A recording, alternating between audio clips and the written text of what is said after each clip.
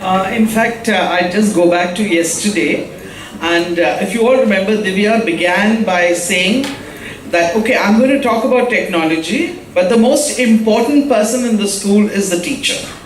And I think we begin with that. You know, whenever I'm asked to speak on something, I like to take something I don't know anything about, because then I tend to read on it, I tend to learn, and I think that's the way I grow as well. So when I got this message saying you've got to speak on communication and collaboration online, communication has been my subject all the time, collaboration, yes, to a certain extent. I said online? Making so much of audience from one category is a great job, I should feel so. And enhancing your point, madam, ultimately what is an aspect of all these things, using technology, bringing good teachers and entering good classrooms. The soul of all this is student and making student learn something. Now what is going really not our way is, a good classrooms starts from the number 25 and ends up probably nowhere. Some schools have 90, 100 as well. How to make them understand the process of learning is really getting difficult, because any a teacher, I would give hats off to today's teachers as well. They're really very good. But to accommodate 100 students in a classroom, while its infrastructure is okay, but to make them learn with one teacher is getting really difficult, and that has to be understood. The perspective is, are you really able to cope up to each individual or each student? There is where technology has to creep in. So why are we not focusing on the upcoming teachers, the newer generation, learning from their B.Ed classes to come up and learn in the schools? Ma'am, do a kind of petition and sign it, because we're all eminent schools and we make a movement out of it. We make an online petition. Yes, we can make an online federation. Why not MHRD? Why not MHRD? Yes, even go to MHRD. Absolutely. Yes, MHRD is in charge of NCTE. So can we do that? We are a forceful team sitting here. If we as teachers and principals cannot make this movement happen, we will only land up in conferences talking about changes that will never happen. Am I right? Yes.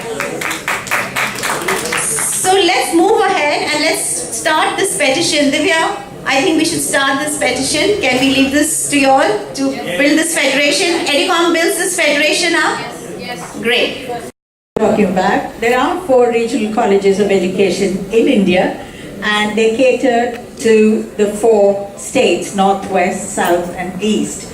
They are doing their bit, but their numbers are very limited, and nobody else is allowed to replicate their program anywhere else. It's an excellent program, but no other college is allowed to replicate that program. And as you said, technology in education, as far as I'm aware, regional director has admitted to me that the content of the B.Ed program has not been updated in 50 years. This is what I've been told by several chairpersons in the southern region. Gentlemen. On the other hand, but we have seen in the coaching centers, there are many professionals they teach. They are not B.Ed or TET or CTET. If the same policy, because many of the panelists have been the part of the curriculum framework in the CBSE, ICSE, many of the panelists since yesterday we are hearing. If the engineers, doctors, the managers and other professionals, if for them the doors can be opened for the teaching with the refresher course or something, that can it give a better result or not? I had a comment for that actually. Can I please? I wanted to ask. So all of that is absolutely doable. Create and collaborate. I'm going to share some examples. Assign and track. One thing that's on mine or our minds are, is he really doing the work, or is he simply copying from Google and just pasting it over here? You know, so how to track who's doing what, who's doing how much. There's a beautiful feature in OneNote which is called Show Authors. So it shows you who's actually logged in to put in the data over there.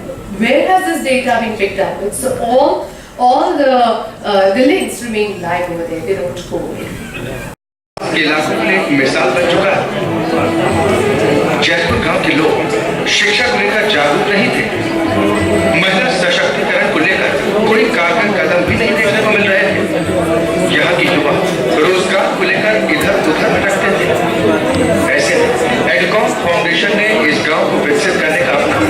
शिक्षक बने, समाज के प्रति अपने कर्तव्य को समझा और लोगों को जागरूक करने में अपना सब कुछ लगा दिया।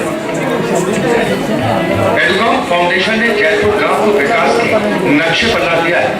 2 साल पहले एडुकॉम फाउंडेशन ने इस गांव को गोद लिया और आज नतीजा ये है कि इस गांव की तस्वीर बदल चुकी है। बदलाव की इस बात का एहसास तब होता है जब आप गांव की एक लड़की को मंच पर खड़ा देखते हैं, जो गांव की महिलाओं को शिक्षा और आत्मनिर्भर बनने का विश्वास दिलाने की कोशिश करती है। वो लड़की जो पहले अपनी बात कहने में संकोच करती नजर आती थी, लेकिन वो अपने अधिकारों के प्रति न सिर्फ सजग है बल्कि लोगों को भी जागरूक कर रही है।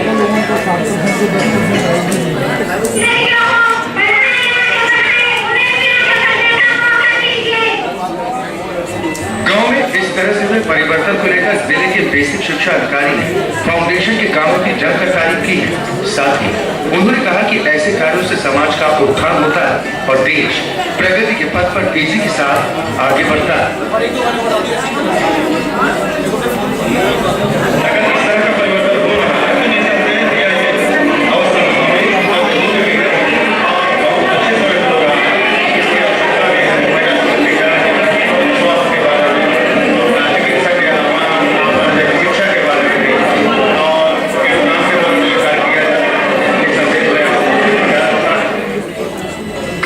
संयोजिका डॉक्टर सुश्री सिंह ने कहा कि प्रधानमंत्री नरेंद्र मोदी ने भी गांव को गोद लेने की बात कही थी, जिससे गांव की भी दशा और दिशा बदल सके।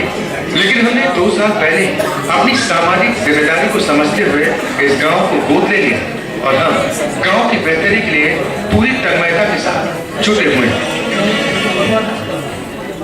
ये जो सामाजिक पहल है जिनके बारे में अभी आपने स्टेज से सुना, इंडिया में कोलैबोरेटिव एफर्ट है।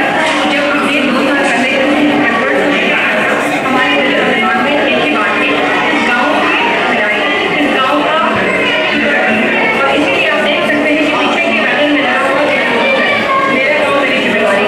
प्रधानमंत्री मोदी जी के विजन जिन्होंने गाँव को अडॉप्ट करने के काम में शुरुआत करी, कैंपिंग के लिए ऐसे मिला हमने एक सामाजिक संस्था के द्वारा नहीं बल्कि देश के युवा पीढ़ी को गाँव से जोड़कर समस्याओं का समाधान हम कैसे कर सकते हैं, इसके लिए हमारी एक छोटी सी शुरुआत। जयपुर गांव के लोग आज एडुकॉम फाउंडेशन के कामों की सराहना करते नहीं थकते।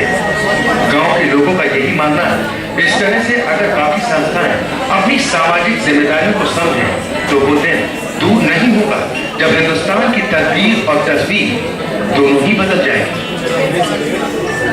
जयपुर से Nishant Kumar Roy, APN।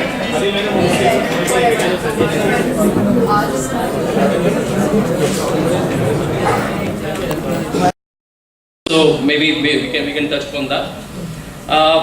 And also something on the inclusion part, because of laws like RT 25% reservation, now inclusion is, in a way, if I can use the word, forced.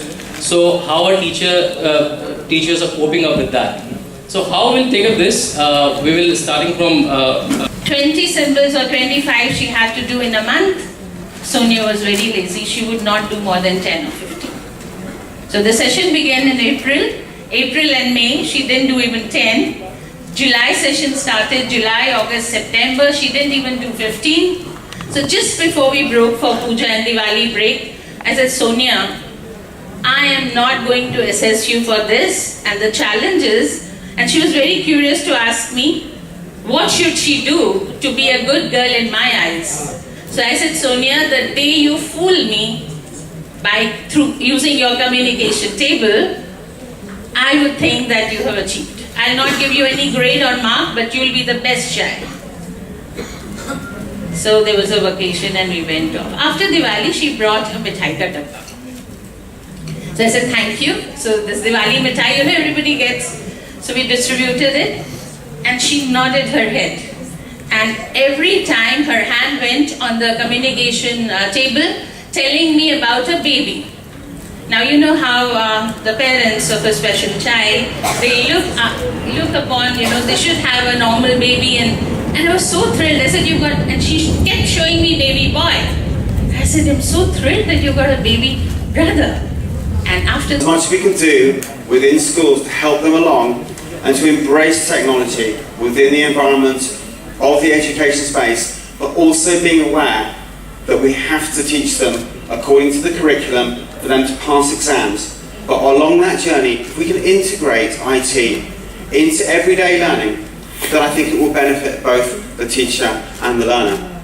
Now, I'm going to do a live demonstration here. Okay, it's quite dodgy. We've got 4G signal. So what I think it should be able to demonstrate, if I can do it here, you can certainly do it back in your schools. Okay, so we're just going to look it up.